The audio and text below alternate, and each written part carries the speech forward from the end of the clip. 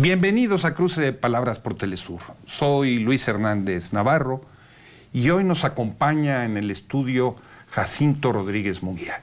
Jacinto es periodista, investigador, buzo en multitud de archivos históricos de este país y de Estados Unidos y acaba de escribir un libro apasionante sobre los intelectuales, el poder y el movimiento estudiantil de 1968. Jacinto, muchas gracias, Luis, por acompañarnos. Muchísimas gracias por la invitación, muchísimas gracias por tus palabras y muchísimas gracias por esta percepción que tienes del libro. Gracias por todo. No, es un libro interesantísimo que cuenta el lado oscuro de la luna, ¿no?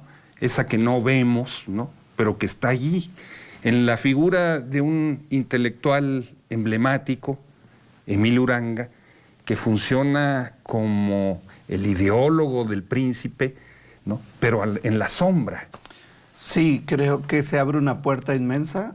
Para mí se abrió una puerta inmensa y se está abriendo apenas lo que me parece que es necesario para entender más a fondo o desde otras aristas, o como dices tú magníficamente, el lado oscuro de la luna, el papel que tienen otros grupos sociales y en particular el de los intelectuales. Momentos de la historia, una de las cosas que me va generando como esta búsqueda de otras respuestas a las que ya había, era el no quedar como conforme con que un momento de la historia tan intenso como es el 68 mexicano, solo fuera resultado de actos de poder, de estos grandes actos de poder, sin que hubiera una coparticipación de otros grupos. El papel de los intelectuales en la construcción de momentos históricos siempre ha sido muy efectiva y en México no lográbamos hallarla. Y bueno, sí, resultado de algunos años, de algunas horas y de polvo y de bacterias de papel en la nariz, nos hemos acercado a mirar uno de los momentos más fuertes de la historia de México desde este ángulo, donde el papel del pensamiento y la razón van a de algún modo construir esta parte de la historia en un ángulo tan solo el que mencionabas de Emilio Uranga, como el gran propagandista, por lo menos parte de una propaganda que fue muy efectiva y que tan efectiva que no habíamos logrado detectar la importancia que tuvo en la construcción de la Ruta del 68, principio y fin, más o menos, haciendo un corte muy drástico, 21 de julio del 68, 2 de octubre de 1968. Estamos hablando de un personaje extraordinariamente culto, inteligente, brillante, formado en las mejores universidades europeas, par y conocedor profundo de Heidegger, de Sartre, pero que sin embargo a su regreso en México se convierte en un ideólogo del poder, y de un poder no muy sofisticado.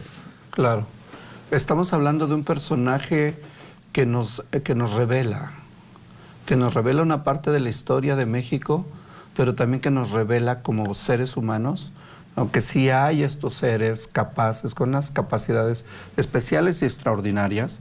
Cierto es que es un gran disciplinado para el conocimiento, lee en 4 idiomas, escribe también en 3 o 4 idiomas, tiene una cantidad de libros en su biblioteca increíbles, toda la colección de Freud, toda la colección, varias versiones de La montaña mágica de Thomas Mann, el Fausto, por ejemplo, que era uno de sus libros favoritos. Es decir, es un ser extraordinario con una naturaleza especial, que en algún momento, digamos que va a tomar ese camino y esa decisión. Es que es una decisión, podemos cuestionarla y decantar infinidad de debates en torno a su decisión, pero digamos que es uno de los intelectuales o pensadores que toma una posición del lado oscuro del poder y, digamos así, forzando el término, va a ser congruente y consecuente con ello.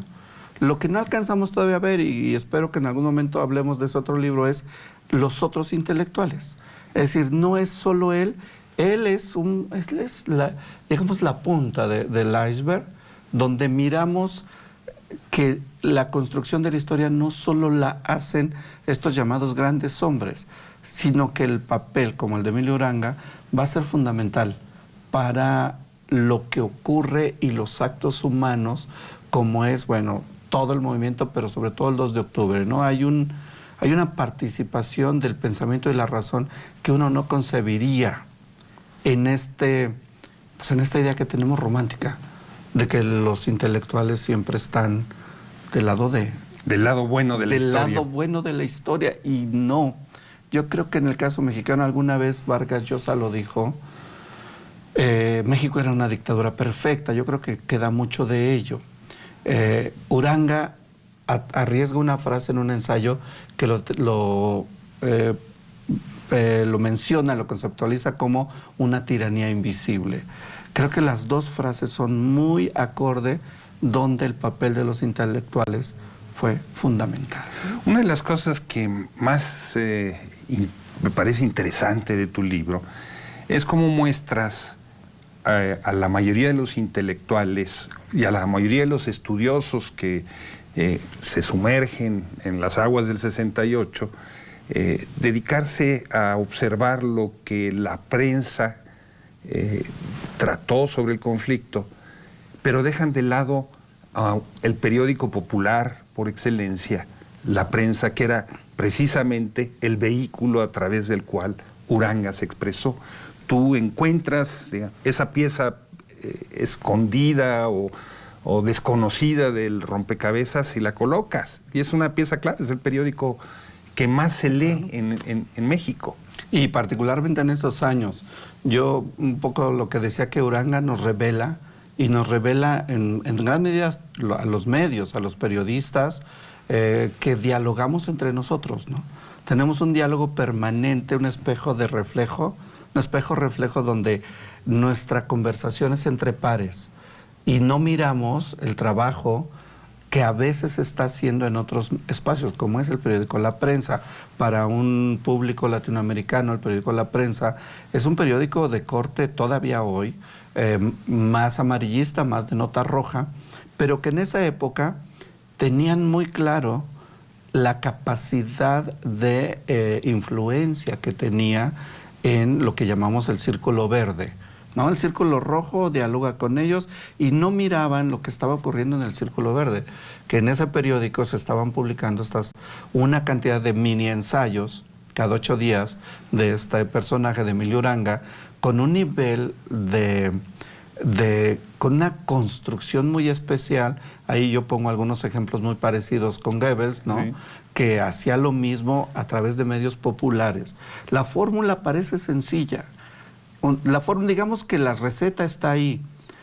Echar a andar esa receta, hacer perfecta esa receta, solo lo podían hacer personajes especiales como Emilio Uranga y otros. No es el único, pero digamos que es como el maestro de orquesta, ¿no? Es el que sabe dónde entra, qué tono, qué palabra, qué repetición de frases, dónde se acomodan los términos adecuados para que se vayan sembrando en la mente de largo plazo de una sociedad. Tú recuperas ahí una especie de guía para hacer trabajo en los medios de comunicación, ¿no? Una especie de catecismo de lo que se debe hacer y lo que no se debe hacer, que haría palidecer a la más atrevida fake news de nuestra época, ¿no? Hay una sistematización ahí del trabajo de propaganda verdaderamente articulado y consistente.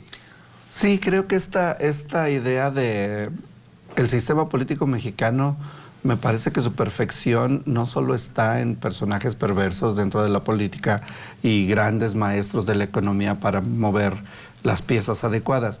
Creo que gran parte de esta consistencia del sistema político mexicano está en eso, en ese trabajo fino que se hizo con sectores tan particularmente necesarios como los medios de comunicación, ¿no? Digamos que unos 20, 30 años a la fecha tenemos como esta ruptura con el poder, pero durante décadas era esta manera de, a través de los medios, tener un control social muy fino, muy delicado, muy imperceptible, y la otra los intelectuales. Entonces tienes dos piezas que consolidan un sistema que yo creo que ahí está, o sea, digo, sin meternos en el presente, cambian ciertas cosas, pero el modelo, el sistema sigue funcionando con sus mismas instituciones y con modelos ya prehechos, casi prehechos, que ajustan la historia sin que nos demos cuenta. Allí dice esta especie de manual, la masa no razona, siente, hay que apelar al sentimiento, no a la razón. Dice, no comprende a la primera, hay que machacar una idea varias veces. Pues es lo que se hace hoy en día. Sí, claro. Y el 68 yo digo que fue un gran ensayo para eso. Okay. Un gran ensayo. El gran laboratorio. El gran laboratorio. Funcionó perfecto. Tienes una crisis, una tensión social al límite, ¿no? En 3, 4 días después tienes al ejército. Como si hiciera falta, metes al ejército para subir el nivel de tensión y tienes esta capacidad de mirar todos los personajes en este laboratorio. Estás mirando cómo funciona la iglesia, los medios, los intelectuales, y tienes la posibilidad, porque era un sistema todavía muy sólido, muy consolidado, de poder mover las piezas a tu gusto. Y la propaganda, creo que el manejo y la construcción del pensamiento de largo plazo, ahí tuvo su mejor efectividad. Vienen después los años 70, donde viene el momento más terrible, los momentos más terribles, cientos de desaparecidos, torturados, pero el modelo ya había funcionado. Tanto que para los años 70 sabemos del 68, pero no sabemos tanto de los 70. ¿Te parece, Jacinto, si vamos a una pequeña pausa? Por supuesto. Y ustedes, amigos, amigas, los invitamos a que continúen con nosotros. Volvemos en muy breves instantes.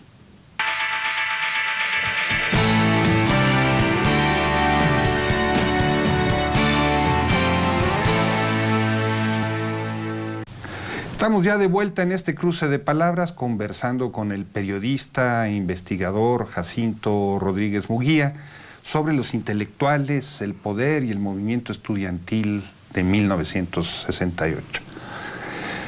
Jacinto, en las columnas de este personaje, Granero Político se llama esta columna, ¿no?, que tú desentrañaste, ¿no?, el trato que él le da, que Emilio Durán, un intelectual tan calificado como el que más, trata con un desprecio enorme al resto de los intelectuales, ¿no? Les dice que se dedican a tomar café, que están alejados de la realidad, que se dejan guiar por las modas, ¿no? ¿Cómo explicarnos este desprecio de un intelectual hacia sus pares?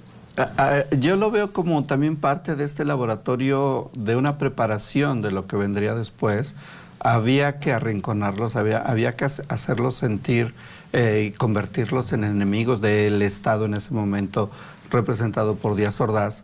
Y ahí, además de la capacidad que tenía para escribir, una capacidad, podía sentarse y escribir un ensayo sobre la locura, sobre el miedo, sobre lo que fuera, y lo hacía siempre espléndido y perfecto. Además de esa capacidad, tenía una de las fuentes de información mejores, que eran los aparatos de espionaje en México.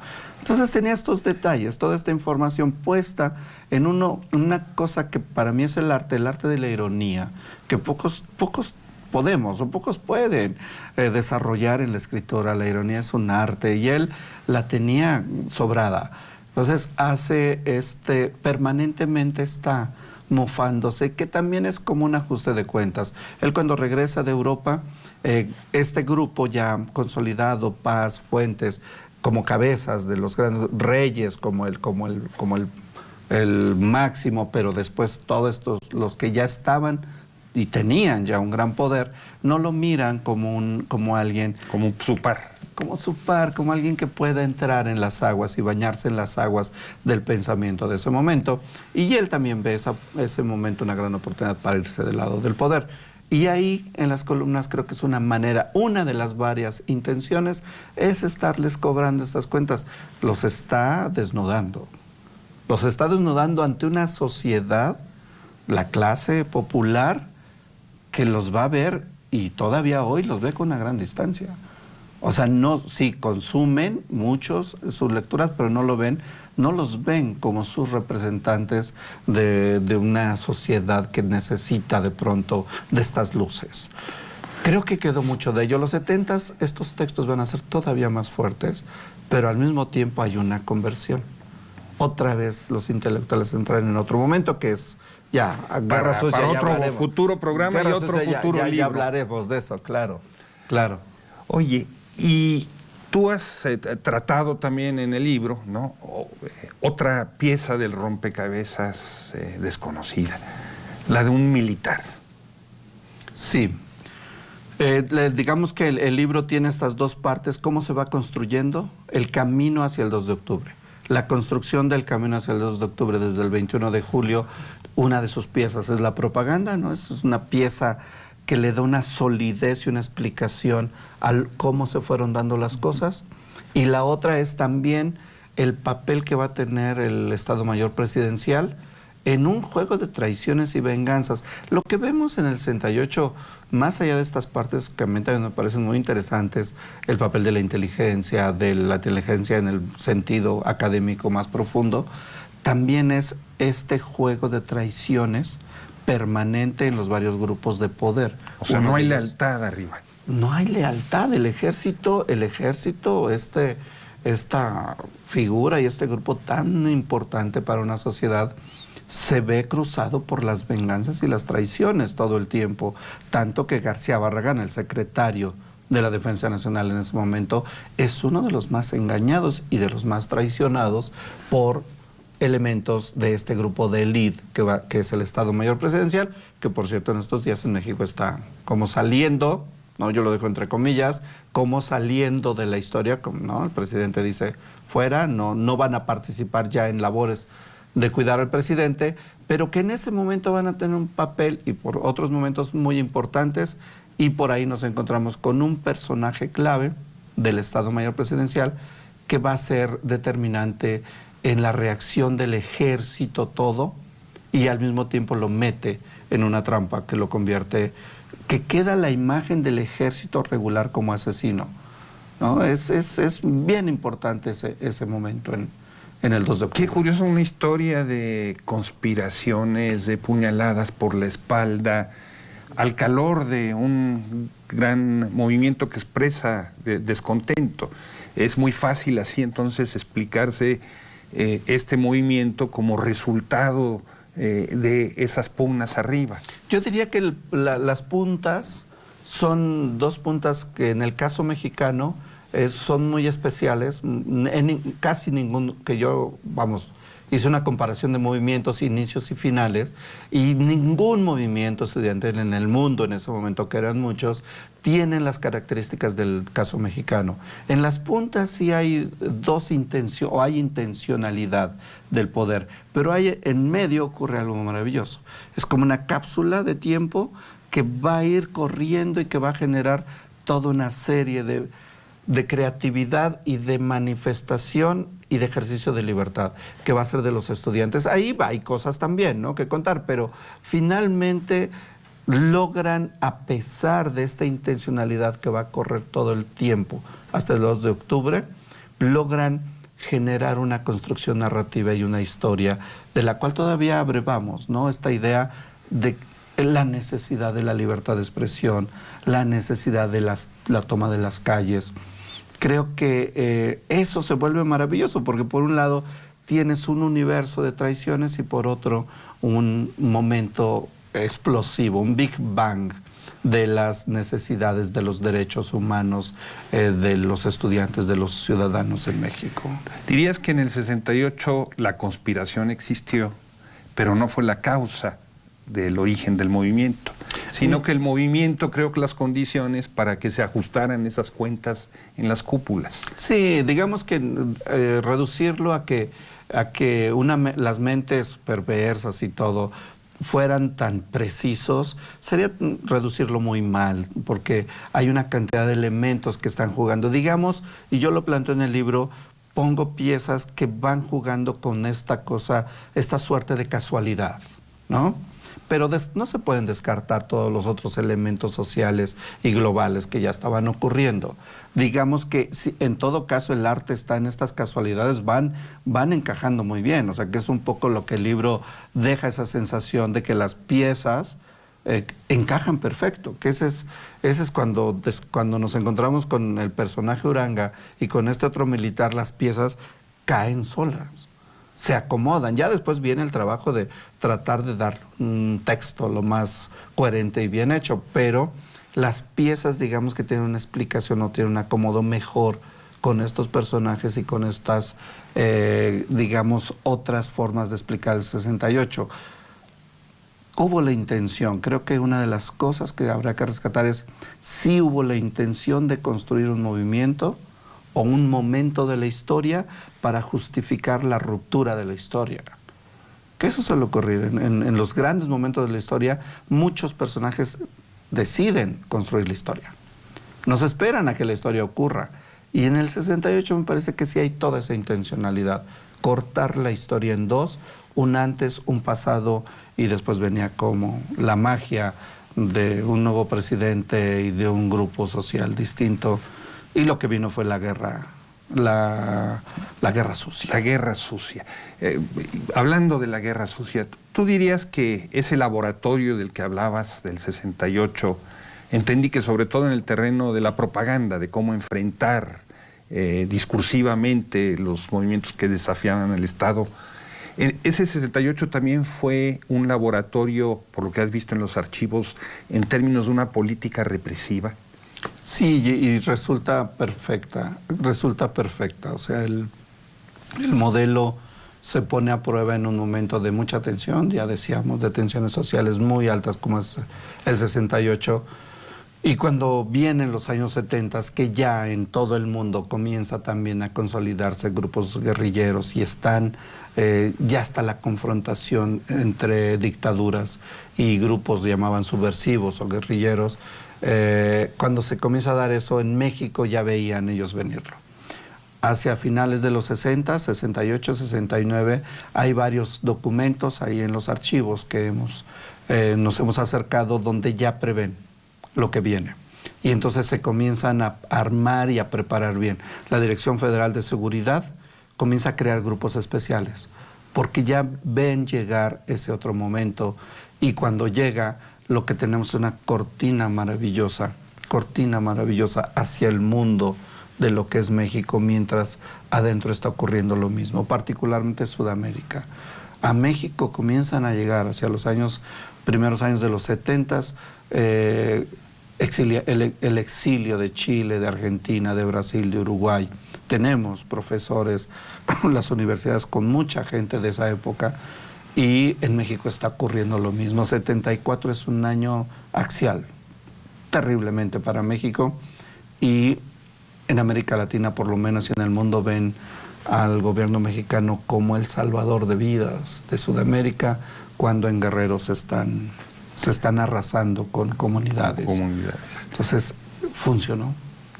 O sea, el momento es casi perfecto para razones de ejercicio político. Tú hablas en tu libro que uno de los archivos claves para comprender lo sucedido es el de Mario Moya Palencia, que era subsecretario, viceministro en el movimiento del 68 y después fue el responsable de la política interior en el gobierno de Luis Echeverría de 1970 a 76 y que no resultó favorecido con la sucesión presidencial.